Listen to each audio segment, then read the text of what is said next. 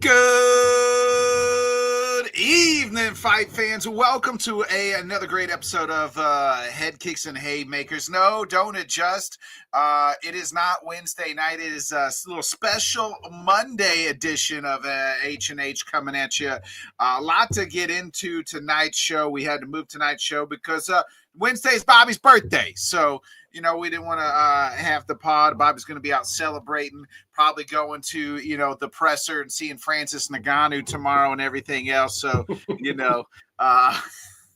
but lots to get into. That's right, Rob. Special Monday edition of H&H. What up, Kev? Bobby, the biggest news Saturday night. We'll get into the card, but I think everything this whole year, right? It has been led to who's fighting at the White House. Are there, I put out a video yesterday. If you bought all the bullshit that they were selling you or trying to sell you, that's kind of on you, not on them. Promoters promote, and they promoted the shit out of this and said it was going to be X, Y, and Z. But we finally got the White House card. It is official. It is Justin Gaethje versus Ilia Topuria, the main event for, to unify the lightweight title. The co-main event is for the interim heavyweight title. It is Ciryl Gane in his fifth heavyweight title fight, Bobby, versus Alex Potan-Pierre, moving up to get his third belt. You also have Sean O'Malley versus Ahmed Zahabi on this fight. You have Kyle Dacus, who exactly taking on Bo Nickel, and then you also have Diego Lopez taking on some guy named Steve. I can't think of his last name. Did I hit them all? I think so. I might be missing one. Yeah. No, you nailed it all. That Steve Garcia-Diego matchup. Steve Garcia, thank you. Yeah. Aside from it being on the White House, when I saw that, I was like, oh, okay. That's a very interesting fight. Oh, we did miss one. Hoofy versus Mike Chandler. I had to pull it up. So Mike Chandler stays on the card. Not fighting Conor McGregor, but fighting Marcio Hoofy. Yeah, they announced the card. They did it on the broadcast.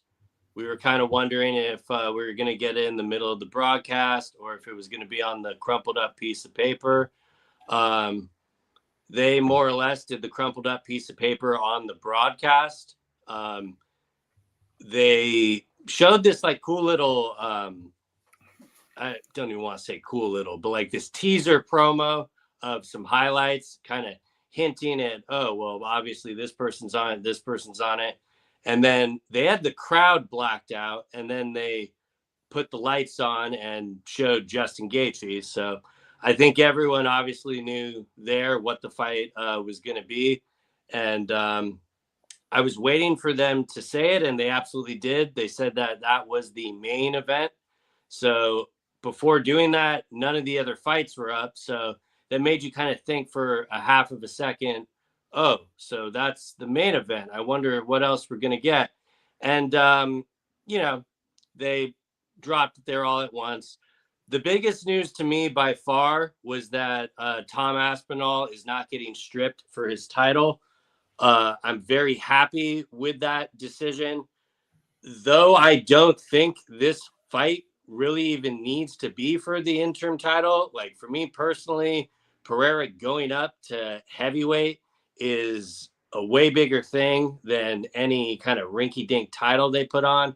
But I'm not naive. I know they needed a shiny belt to make it, appear bigger than it is and stuff. But, just judging those two fights, the main event and the co-main, it's weird because I don't really want to complain about them. I think the two fights are fine. But it obviously was not their first choice.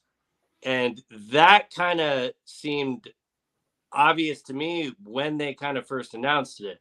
I know last week John Jones' name got brought back up. So we kind of thought, okay, well, this is probably the direction they have to go, doing John versus Pereira. And the one thing I kind of maintained this entire time was it's just going to be any other card, because they're just going to book off who is available. And that was my biggest takeaway. Though it is two very good quality title fights at the top of it, it just felt like really any other event to me.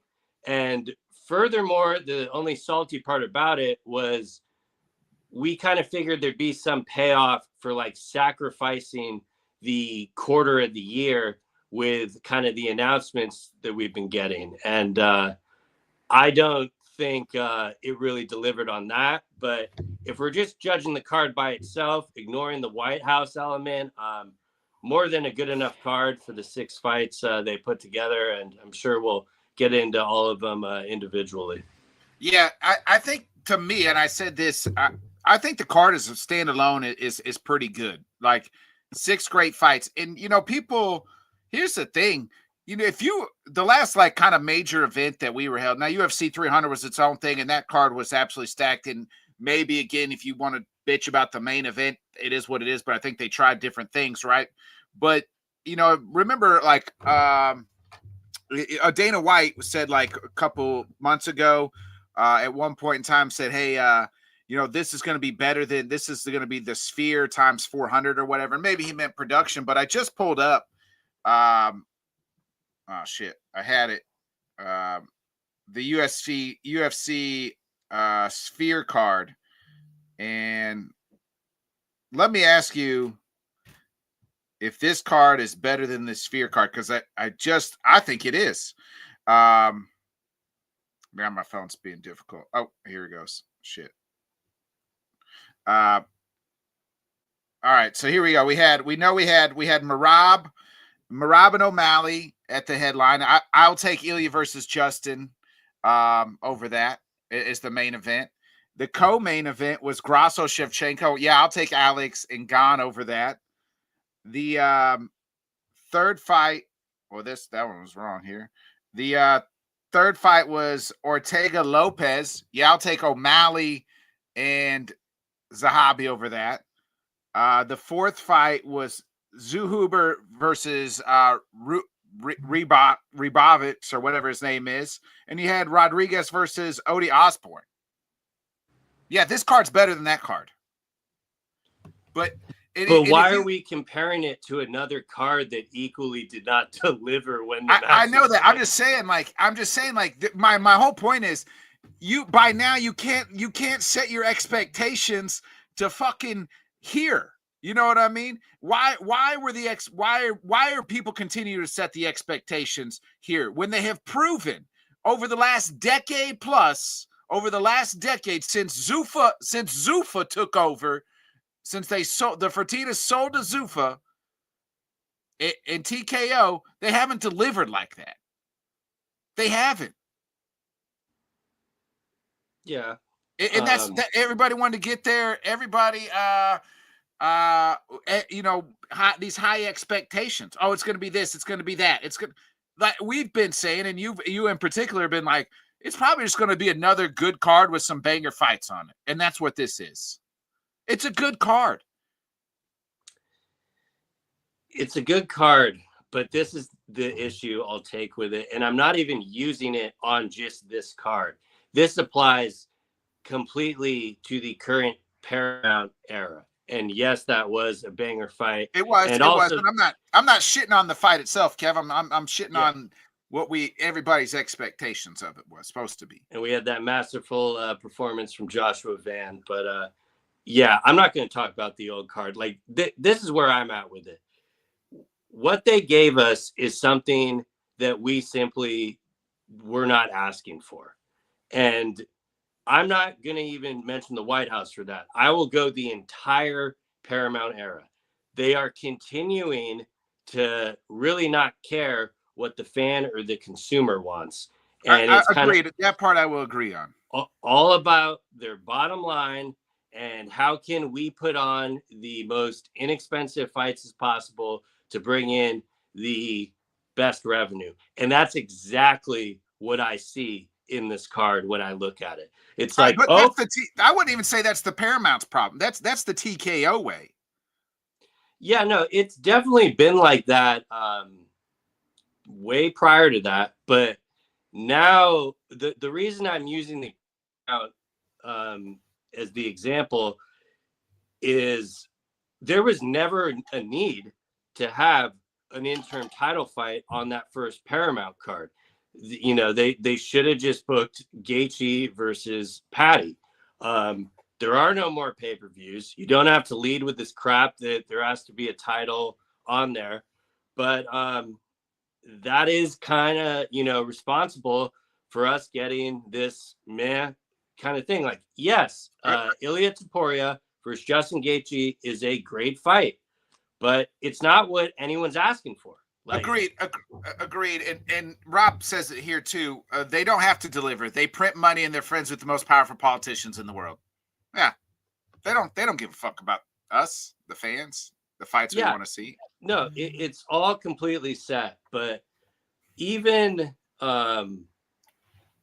like the Ilya stuff, for example, the whole Gaethje thing, like I know Islam's name kind of got thrown in there, and that was like the play an A option. So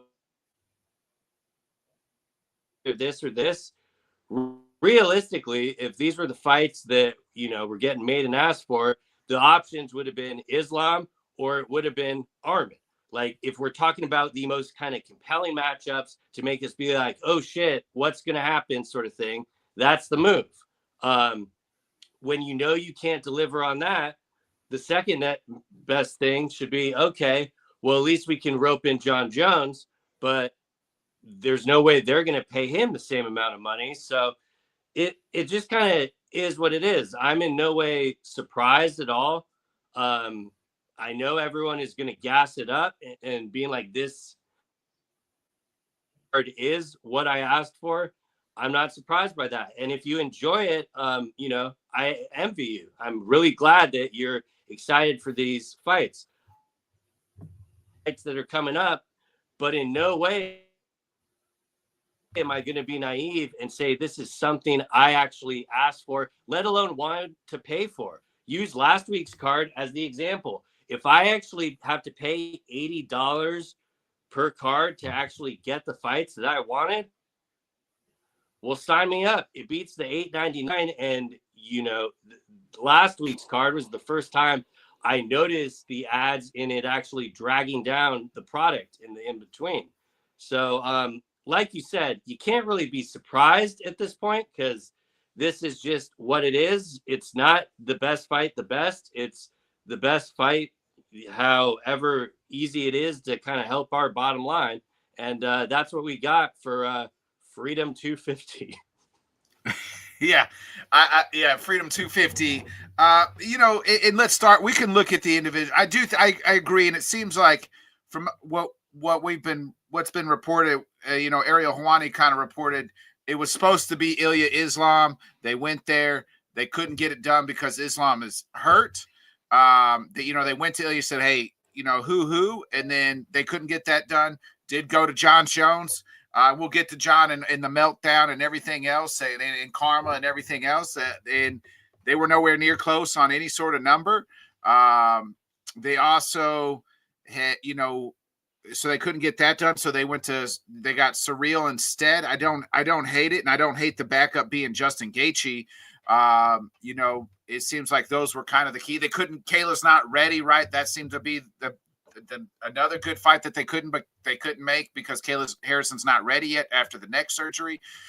My biggest complaint is it should have been O'Malley versus Sandhagen, not O'Malley versus Ahmed Zahabi. It's not that I think Zahabi's, you know, bad or whatever. It's just saying fans have been clamoring for this O'Malley Sandhagen fight like that. That's a striker's delight.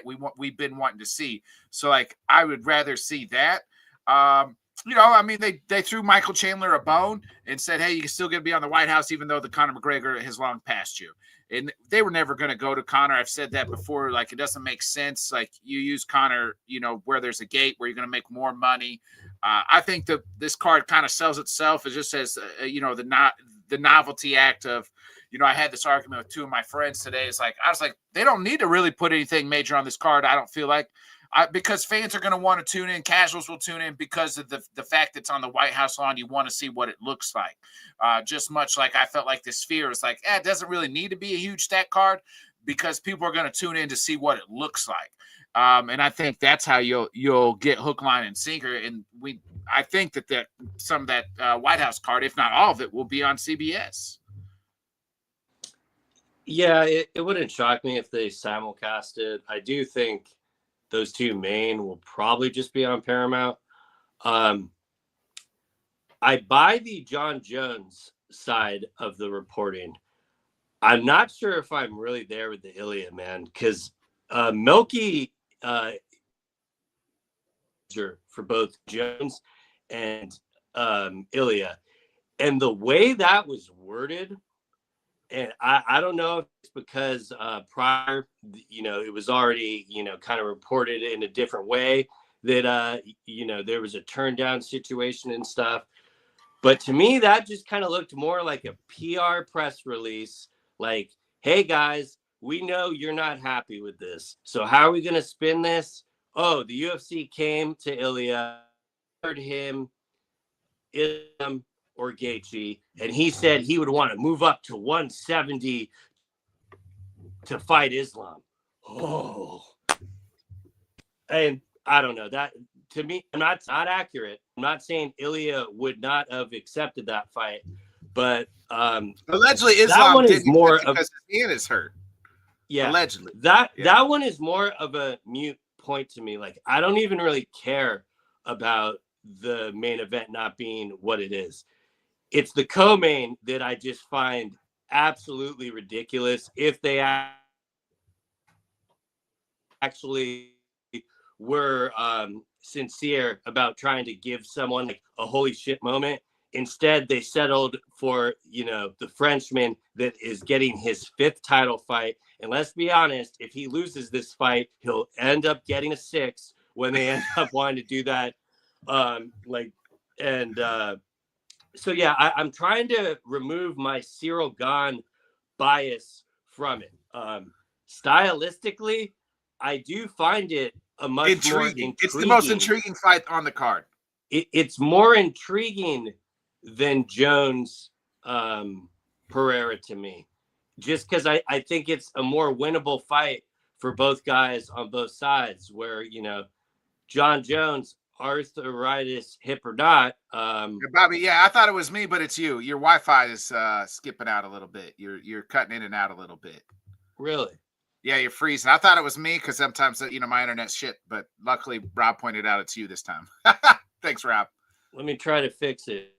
All right. Rob, I do. Why are you trying to fix it real quick, Bobby? Rob says, issue with these letdown feelings from 300 Sphere and White House cards is all bullshit. We were told leading up to the card, so everyone gets excited, as Luke Thomas says, steak but got jello. Rob, that's a you problem, and here's why. They are promoters. They're a business. If you go to a car salesman and say, hey, I want a car, and he tells you, hey, this fucking car, I'm shining up this real fucking nice turd, and he tells you it's gold, and you still fucking buy it after multiple times, and you still keep going back, that's a you thing.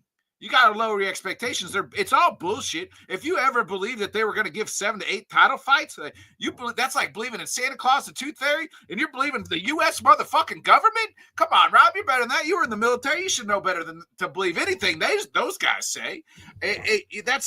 That's my problem. Is like, you guys, like they were never going to give or to be able to deliver on anybody's expectations we put on this. That's their job, is to try to sell us. And the problem is, like, I'm already bought. They don't need to try to resell me. They couldn't continue to put slop out. I'm probably still going to watch on Saturday nights because I enjoy the fights itself. So I don't need to be rebought. I'm already in. But they just continue to try to hype up other things, and that's how they get people talking. That's how it generates numbers and business. Well, they got this talking. Their expectations is. They don't give a fuck about that. They care that we talk about it because that drives the numbers, engagement, and everything else, and so on and so on. But they're going to continue. They're going to continue to try to sell us. Oh, so you're saying the same thing. They don't have to sell us. Yeah, they don't have to sell me and you, Rob, but they're trying to sell us. And they have to, it gets people talking about, and that's what we're doing here on this damn podcast. We're doing what they want for us, because if they don't like, oh, we're gonna have this house on the white card, then we start speculating who should be on it, what should be. It gets more engagement. You go online, that's what everybody's talking about. Everybody has these high expectations. Well, they said this. Wait till the fucking card comes out and then talk about it, because you're just going to get yourself built up, and then you're going to lower yourself. You're putting, as the dude said on 40-Year-Old Virgin, you're putting the pussy on the pedestal. Everybody is putting these fights and these announcements on this high pedestal. You got to stop putting pussy on the pedestal. Am I moving any better, or is it still lagging? Yeah, you're good. All right. I'll reset. Lags up again. Now it's lagging worse. But lagging again. It's worse. Okay. Let me just reset it and I'll come back. All right, perfect. Yeah, so that's where I'm at on this White House card. I would have loved to have Islam. Was there fights that would have been better? Of course. There's no fucking lie in there. I would have loved to see Islam Ilya, and I wish that was the fight they would have made. Now, if Islam, I do think they tried to make that fight. I just, we're from all reports is Islam's hand is hurt, because remember, Ali tweeted like, hey, we're working on something big, and it's not Ian Gary. Think that's what they were working on, was Ilya versus Islam. They did go to Jones. And speaking of John Jones, while Bobby's out, if you missed it today, Dana has come out very adamantly. There's mixed things about this whole thing here with John Jones. Dana was like, I never said, I always said John was never going to be on the White House. There's never going to be anybody, he was never going to be here. It wasn't in my mind, but they did reach out. Then he's like, well, they reached out to everybody. So again, Dana always backtracking, because that's what you do when you're a car salesman. You just try to fucking spin it. I never said that. I never said I was talking to him. I said they did reach out to him. So, yeah, Rob, I agree. They're the only game in town. That's why they can continue to feed us shit, because they're the only fucking game in town. They're the biggest game, and they're the only game in town. But John Jones, so he went on like an IG tirade and tweet tirade, like on Saturday night into Sunday morning, pretty much, bashing the UFC. Dana doubled down, was like, John's fucking done. He's never fighting again. Jones did have this long tweet out that he put out today. It was pretty much saying, like fans were that he wasn't on the White House card. He said they were negotiations, real negotiations. He said he even came down from his original number. Don't know what that original number was. I think Hawani reported he was kind of asking for his maybe his 30 million. I'm not too sure. And then the UFC was trying to, now we'll give you like kind of like the Conor Benn money, which is like 15 million. And they still couldn't get it done. He said he went and got like stem cell treatment to work with his hip, because Dana pointed that out. He just pretty much said the deals kind of fell through. And he's pretty much, then he felt like the UFC lowballed him on this, give him a contract on the White House number, and pretty much asked to be released. Here's the thing.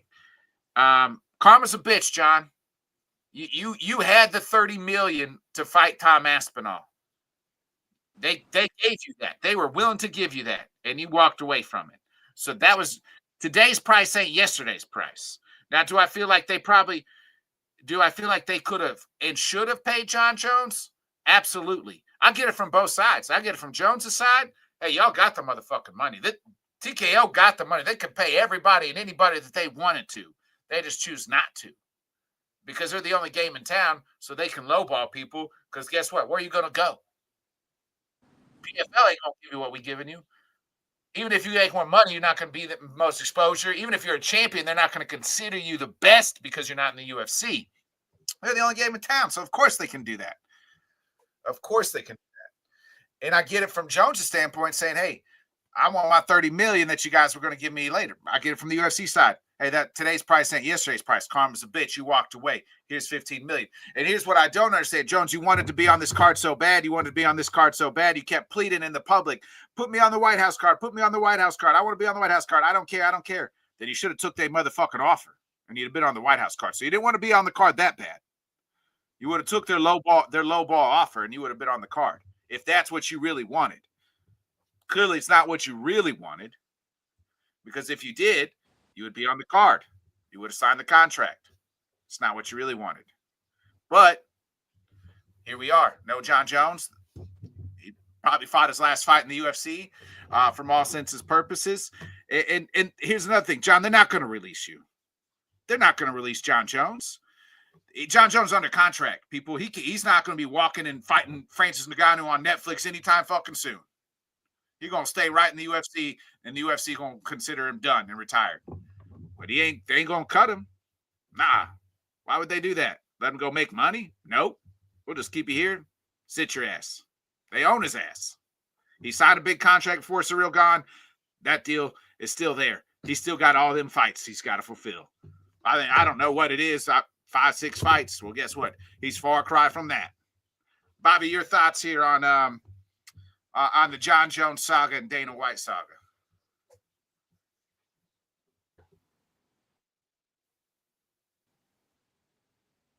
You're muted. You got me or no? Yeah, a little bit. There you go. Try it again. Can you hear me now? Yeah. Maybe try turning your Wi-Fi off. Is your Wi-Fi off? Okay. Yeah, I don't know what the hell's going on. Let me just shut it off. That might help. Yeah. Rob says here real quick, buy or sell more fights get added to the White House card. Report is they might add one more, Rob. I'd be interested in to see what the fight that Dana said that fell off. I think it might have been the Kayla fight and they just couldn't. They got to her and they said she ain't gonna be ready. I don't know.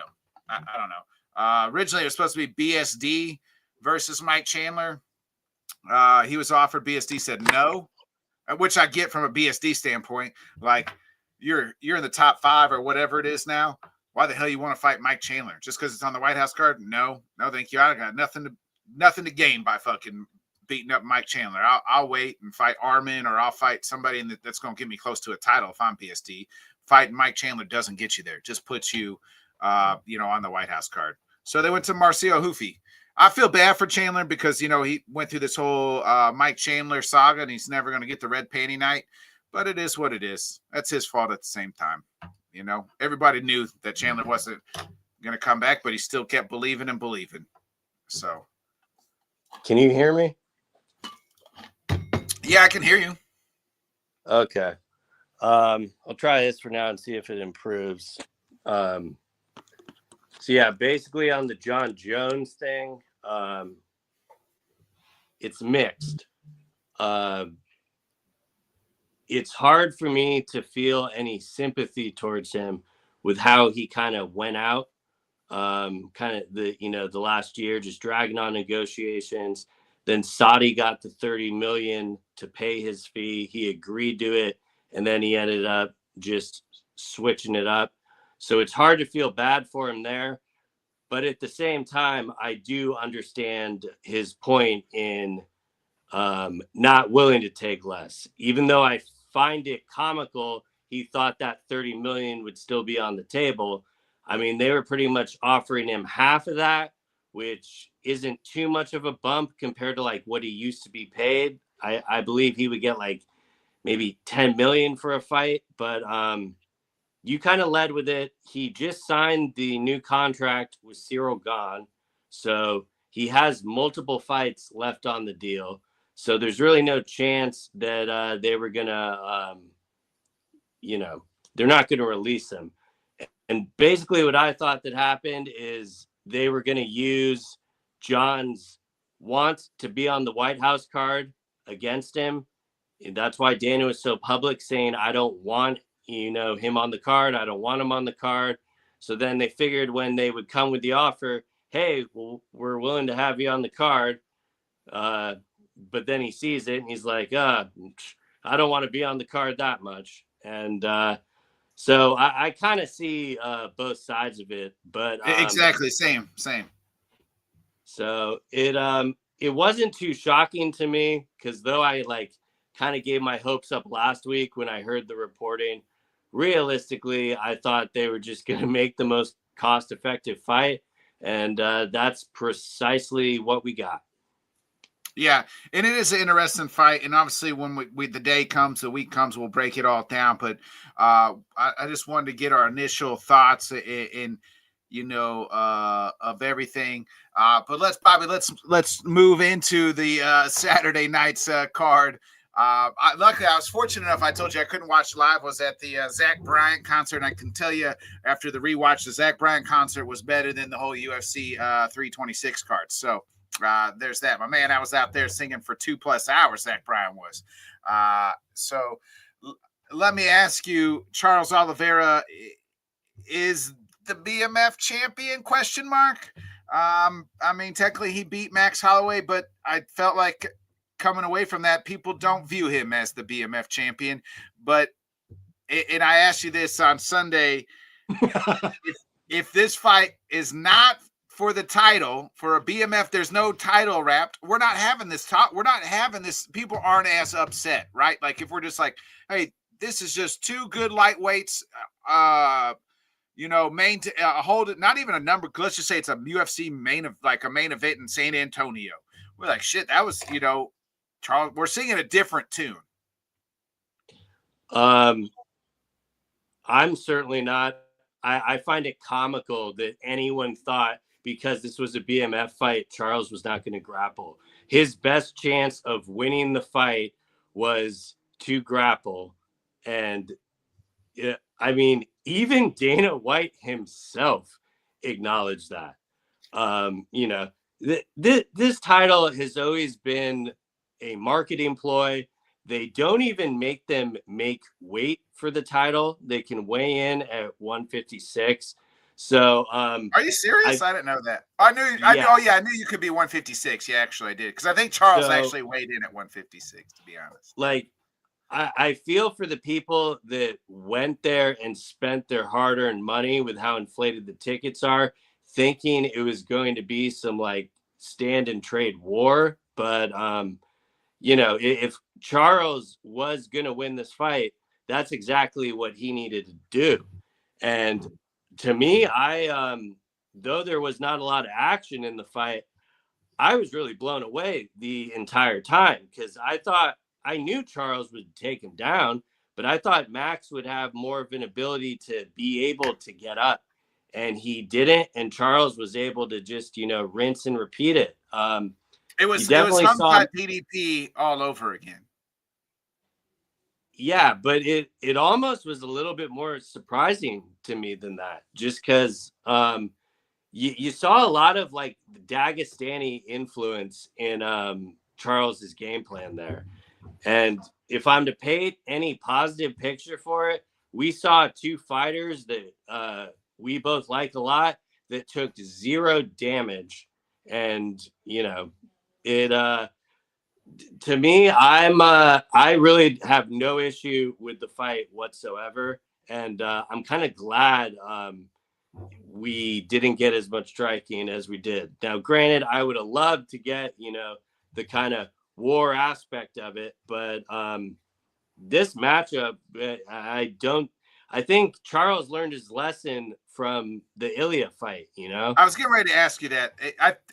And real quick, Rob said, I loved watching Charles dominate Max, but other than submission attempts, the fight was just confused on how unprepared Max was. Agreed.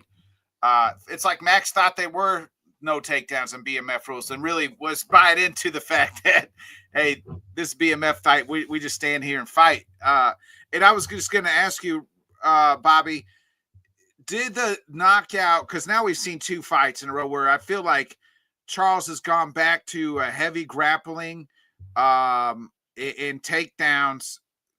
So did the Ilya fight knock some sense into him and knock like that stand and bang out of him?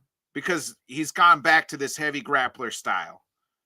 No, I don't really think so. I think he'll happily still stand forward and trade. Um, Max just made it way too easy for him. Like there was no way he was not going to take advantage of that. And if anything, in watching that fight, the main thing that kept going off in my head is, man, Ilya Taporia's win over Charles is aging like fine wine right now.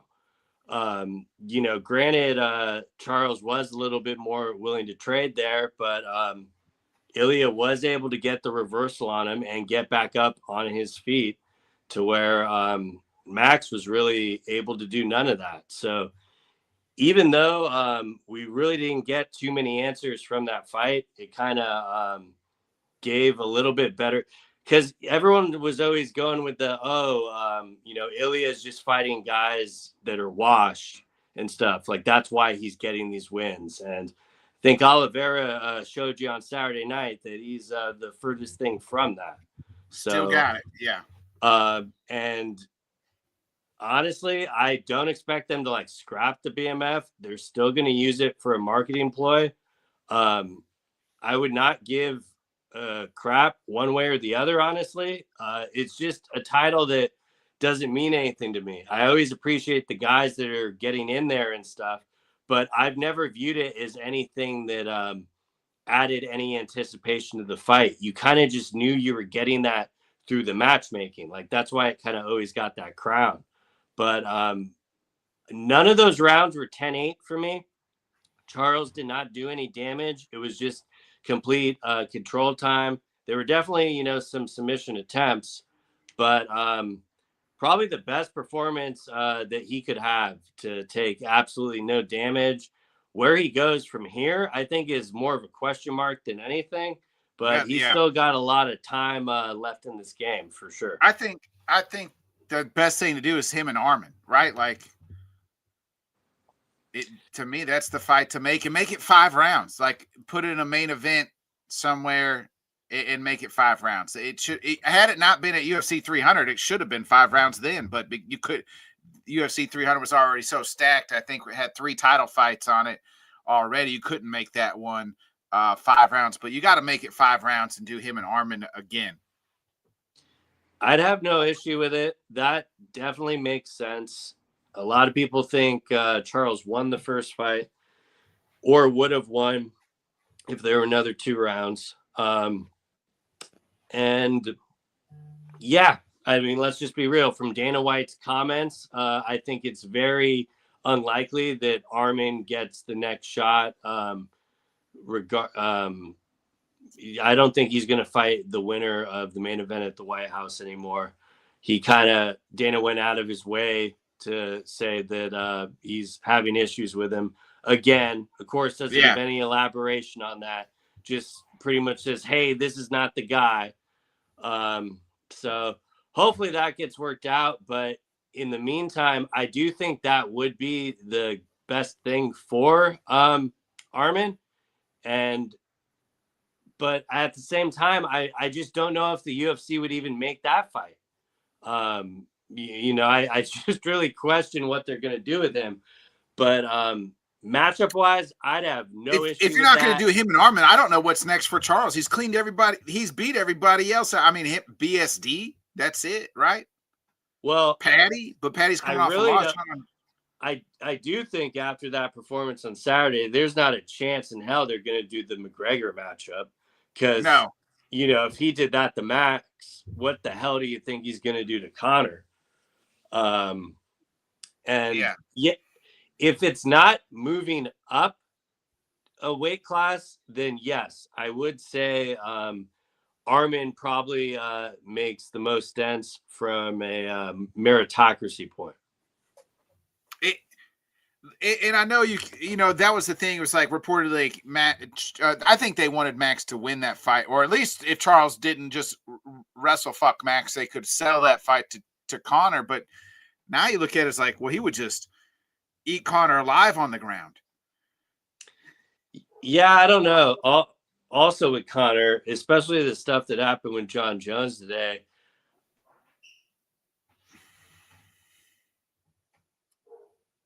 Uh-oh. I think you're completely frozen now. My back. Yeah, now you're back. Yep. Yeah. What were you saying? Am I You here? froze. Yeah, you're good. You hear me? What'd you say? Yeah, you're good. Yeah.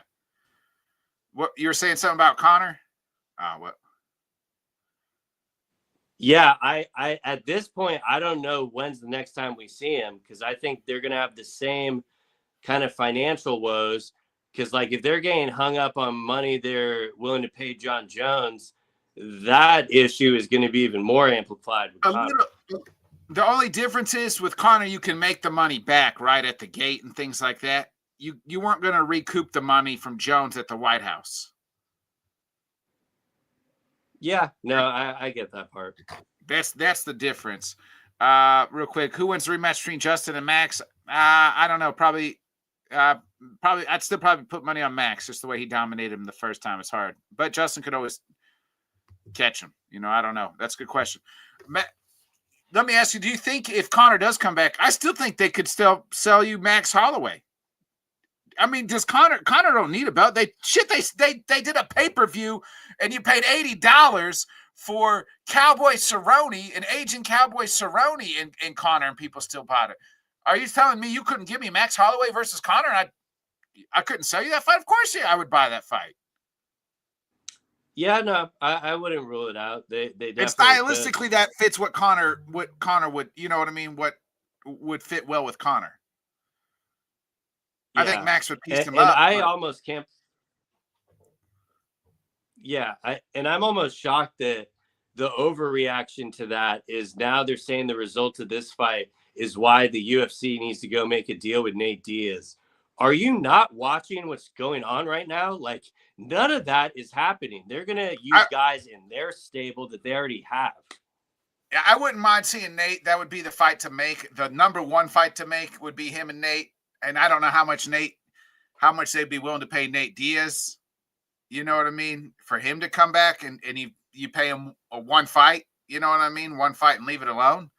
And then you maybe wash your hands with Nate. Yeah, I just don't think it's even remotely possible when the last half hour we've talked about them just not being willing to pay up for these stuff. They want the cost-effective contracts. None of these guys are cost-effective. Yeah, agreed. The co-main, we had the return of your favorite fighter, Kyle Bahario. I thought he looked pretty good in the stand-up game, and he dismantled RDR. Won the fight, and I like that as call out in DDP. Knows he's probably, knows Imanov. He's behind Imanov and probably Sean Strickland. So why not, fight the guy that just lost the title and put yourself right there? Yeah, he had a really good first round. He looked really impressive. Had his hands down. Was starting very quickly. Really peppering DeRitter with the jab. DeRitter looked like he didn't even really want to be hit. And, there was some holding up against the fence. But then I really don't know what happened in that second and mainly the third round. Kyle undoubtedly won 30-27. He won every single round. But like Rojas Jr., to me, it was a very unimpressive 30-27. He just seemed to gas. The middle of the second round just looked a little extra lethargic. I thought both guys did. Yeah. No, both guys absolutely did. Granted, DeRitter's the one losing the fight, so he kind of should be looking like that. Kyle did eventually get a takedown and was on top of him. So he definitely seemed like he prepared more than well for the fight. He definitely had that needed. The body clocked, moved out of there every time he threw it and didn't get hit with that. So he definitely studied up and he looked good in the first round. But towards the end of the fight, I was just, full count. It might just be my bias, but I really wasn't impressed with that third round. I just think he kind of gassed out. I think Imanov still beats him 10 out of 10 times. I didn't see anything different on Kaio in that end, though his striking did look kind of improved in the first round. I do got to agree with you. I do love the Dricus call out because Dricus is kind of the perfect opponent to kind of see what we get with Kyle. Like, he definitely bested DeRitter that night, but some of these guys at the top of that division, I think I would almost favor all of them over Kyle. Not to say he couldn't win those fights, but a good win for him. But I really just don't know what his like future stock would hold. Like, if you were to ask me point blank, do I ever think he holds a title? My answer would probably still be no. He might fight for one, but I just don't really see it there. I think he can be a very good ranked middleweight, but at the top, I'm just not really there yet. And I'm trying to be as really fair as possible. Yeah, Rob, he also beat Robert Whitaker. So he said, can we talk about how disappointing RDRs looked, but still whooped Bo and beat Robert Whitaker? If you remember, RDR, I think he should move to 205. You were already at one championship there, you know, and they're like, move up to 205. You could, and you don't have to cut as much weight, and you could fight one of the top guys there and put yourself right in the title scene. That's what I want to see. I mean, let's be real. The bottom of 205 and even the lower rankings, it's not really that much. So I think that's the right move, but I also think the right move is also him taking a few months off, because he still did not look right. I mean, his willingness to get hit and stuff, he just really did seem like he wanted to be anywhere else but in that octagon. Yeah, I think, and if he moves up to 205, he's not obviously cutting as much weight, but you know, shit, like take him and Jamal Hill. Like, why not? You know what I mean? Jamal Hill's ranked 7. Volkan Ozdemir. Like, I think Dominic Reyes is booked. You know, Alexander Rakic. You know what I mean? At 10, at 11. Like, put him in a spot like that. You know? Yeah, I mean, if he doesn't go up, and he stays at like 185, I would be kind of interested to see that Fluffy match if they ever book that. I don't know if you could really have an appetite off it, seeing his last 2 performances, but barring both guys being healthy, I still think that'd be a pretty decent fight. Well, I mean, the rankings haven't updated from last week yet, but Hernandez was 6, RDR's 8. I don't think you're gonna have RDR fight up again. If anything, he needs to fight down. And why not, if you're gonna make a fight down, why not the dude who's got 1 knockout power and Mr. RoboCop, Bobby? I mean, that guy absolutely obliterated Brendan Ferrero on the opening card of the night. Yeah, both RoboCop and Drew Dober saved this card's ass because those prelims were dragging so hard. Yeah. RoboCop's all class. He knew he was out. He didn't even bother following up. And the second he knew he was out, you just saw the relief and happiness on his face. So about as good of a feel-good win as you can get. And we know the trilogy is definitely going to main event in Apex. Hopefully not anytime soon. I'd like to see my guy RoboCop kind of move up in the rankings and fight somebody, you know, Jared Cannonier or somebody in that top, you know, echelon even, to kind of get a higher ranking. And I don't know what his ceiling is, but there's one thing that you can't replace, and that's, you know, power. You know, like, you can train all the one, but if you got that 1 knockout punch power, you either have that or you don't. He has it. Yeah, I'm blanking on the name he called out at the presser, but it definitely was a step up. And I remember liking the name call out. Yeah, I absolutely think they should give him a bump. You know, he was on the main card for a reason there. So hopefully they get him at another live event. Yeah, just a pretty likable 185er. Don't have Yeah, real quick. You mentioned Rojas Jr. just kind of 30-27. Nothing spectacular of beating Rob Font. It was just as soon as you saw it, you knew this kid's so good. If he could get Rob down, it was going to be a problem, and it was a problem. And he took him down repeatedly over and over. And just is obviously an excellent wrestler. You worry about the striking. He's only 21 years old. What's this kid's ceiling to you? Like he's saying he's got 2 years to kind of catch John Jones for the title. That's a lot. That's a lot to ask at this point in time, especially in the bantamweight division, which has got a bunch of killers. But he's going to have, wake up tomorrow. He's going to have a number next to his name. I just don't know where he goes from here and like what his ceiling is.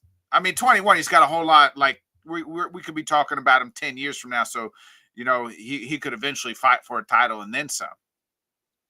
Yeah, I mean, he is still very young, but what I saw on Saturday was skills that he should not be developing in the UFC. He should be working on this stuff somewhere else.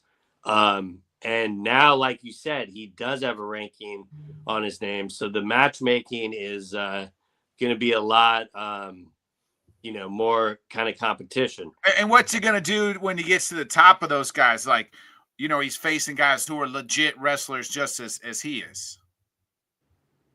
Yeah. And if anything, I think their next matchup for him, they'll still kind of match him up down. I'm not sure if, Rob Font was 13, so I don't. Like, hypothetically, if they give him like Peyton Talbot right now or something like that, I think that might be a little bit too much too soon. That would be interesting because you got two young stud prospects, and Peyton, we know his strong suit is striking. In his one loss, he looked awful on the ground, but has improved, and that's Rojas's wheelhouse is on the ground, but his striking isn't the greatest.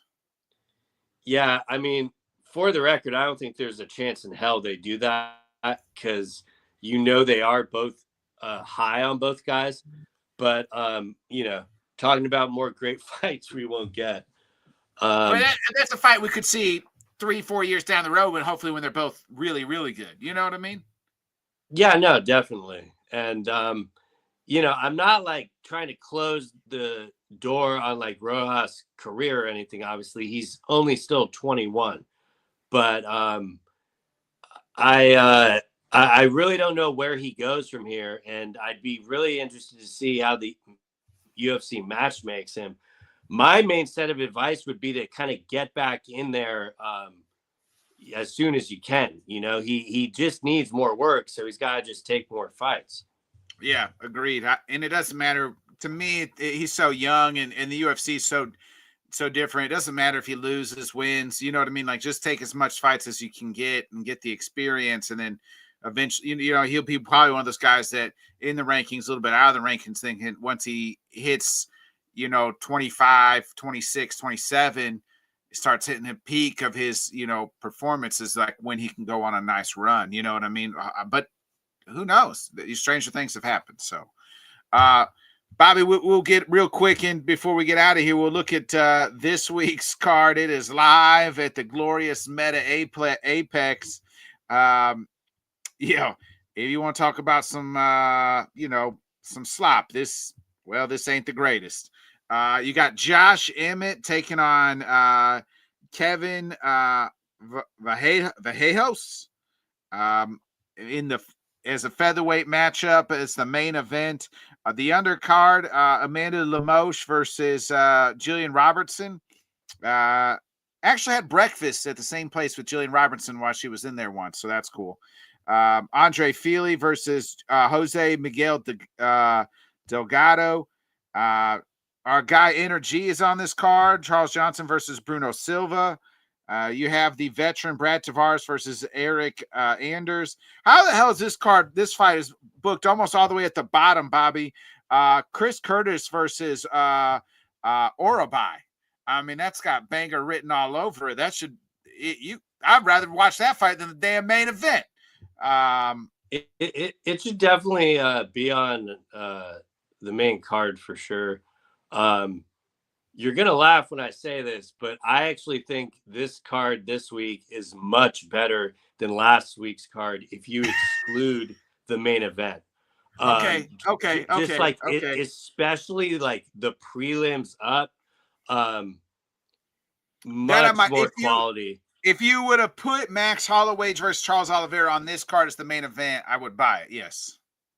Yeah, and just like the prelims are so much more compelling. The matchmaking looks a lot better, and you know, that main event I am kind of interested on because I can never pronounce his name, but like Vahejos.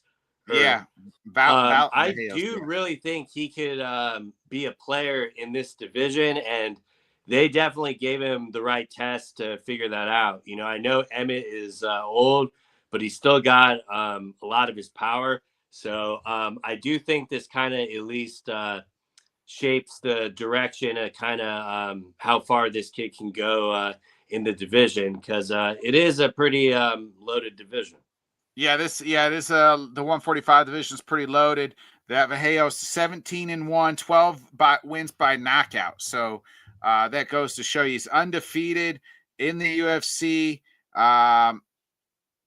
He's had 3. This is how high they think of him, Bobby. This is only his 4th fight in the UFC, and he's won 3 of those, or 2 of them by knockout, and he was on the Contender Series as well.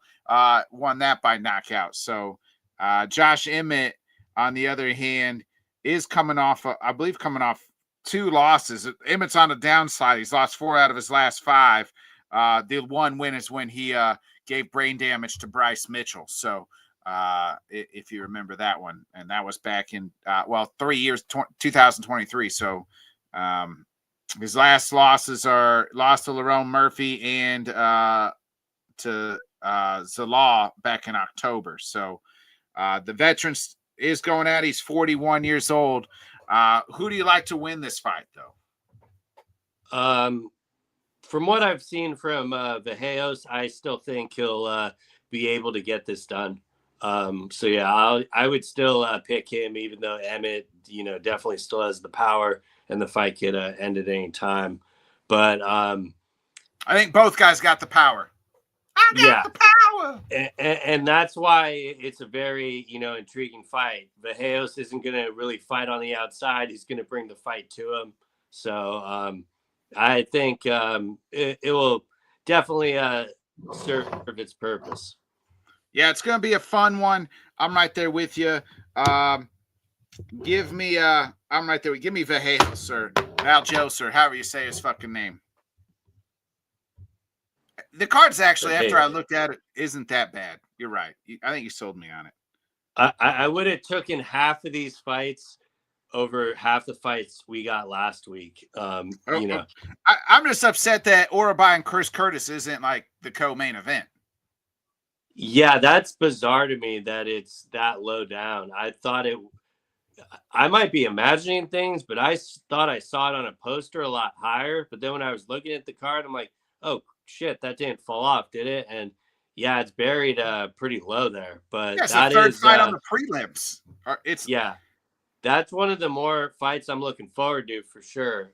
That and definitely Charles Johnson.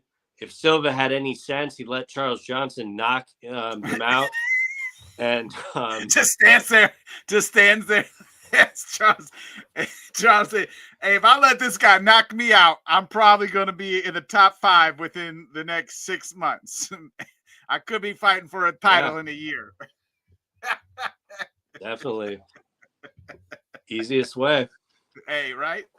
How do I get a title shot? How do I get top 5? I get knocked out by Charles Johnson, and I'll be a top 5 flyweight in no time, baby. Yeah, it ought to be a pretty good fight. The Jillian Robertson and Amanda Lemos fight will be entertaining as well. So that's not too bad. I don't hate it. Bobby, got any last thoughts here? Oh, real quick, thoughts on Francis's, I teased it that you're going to be at the presser tomorrow, so you'll get a good close look. But first of all, who the fuck is this guy that he's fighting? He's won the PFL tournament before, and then he also had a pretty nice, decent win streak in the UFC, but they elected not to re-sign him. But it's typical A-side fight. This is kind of all about Francis. Kind of saw the writing on the wall when PFL released him. Yeah. And I don't have the same take as a lot of people. I think the PFL and Francis's relationship kind of benefited both sides. Francis was able to go box, get those 2 huge paydays, then get the biggest MMA payday in his life. And the PFL was able to bring in a lot of new investors and stuff at that time.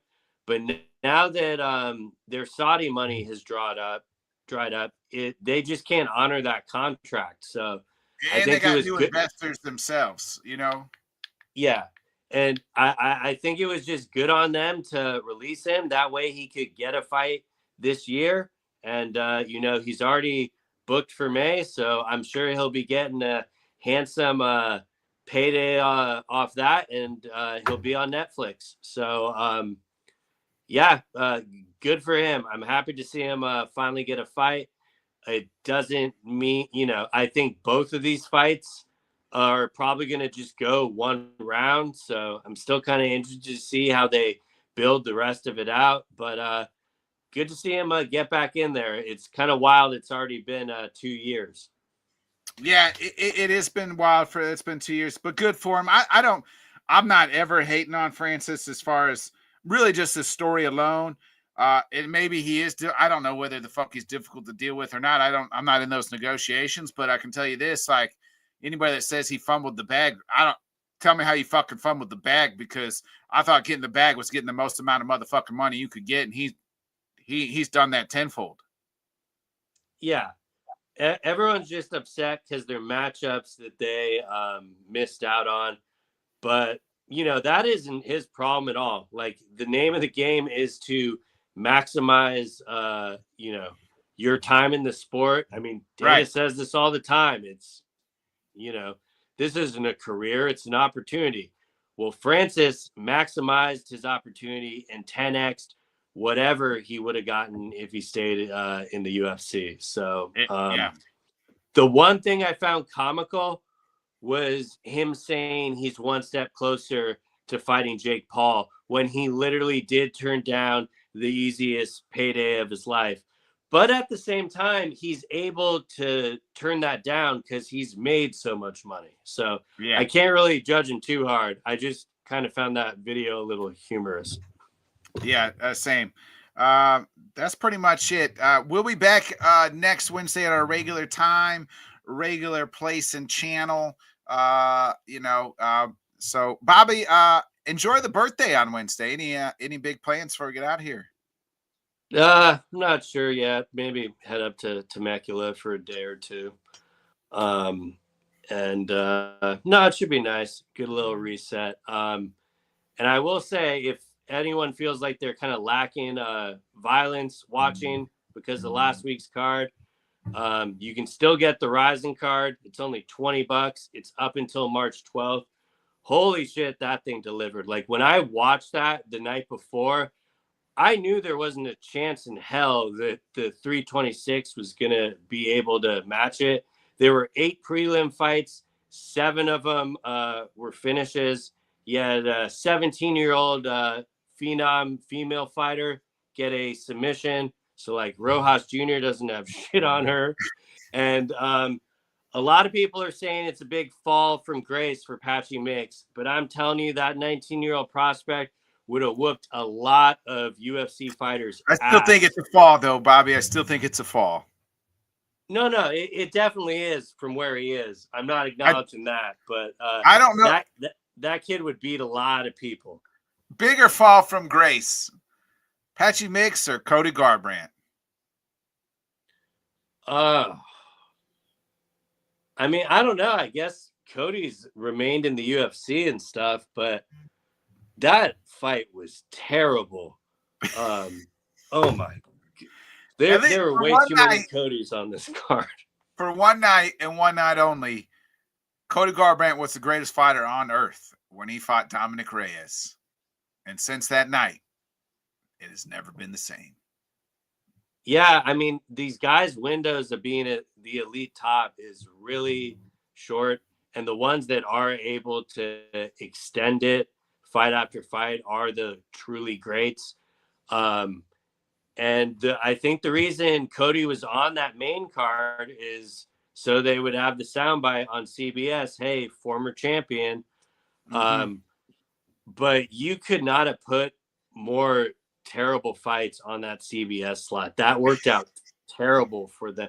Like RoboCop saved their ass because that first fight was still on CBS because oh man, I can't imagine what the CBS executives were thinking watching that. It was rough. And like, granted, it might have been because I watched such a fantastic Rising card, so it felt like it was dragging a little bit more. But even the people I was watching it with were like, what is this? Somebody was like, this is somebody's first induction into the UFC. It's like Cody Garbrandt throwing up in the fucking can. Yeah. Thank you for mentioning that because it was very fitting. He was vomiting in the bucket because I'm sure that's how a lot of the CBS executives felt. On that note, we will be back next week, 8 o'clock Central, 9 Eastern on Wednesday nights. So be a friend, tell a friend, folks. Like, subscribe, share. Thanks a lot, Rob. Everybody leaving the comments. Yeah, like Rob said, the pacing of the card was brutal. So, hey, I'll tell you what's not brutal. Watching the rewatch, it goes right into the fights, baby. You miss all the fucking bullshit. I didn't. So maybe just skip it on live night and watch the next morning on Sundays. I might start doing that on most of this shit. So other than that, see y'all next week. Sorry about the shitty Wi-Fi.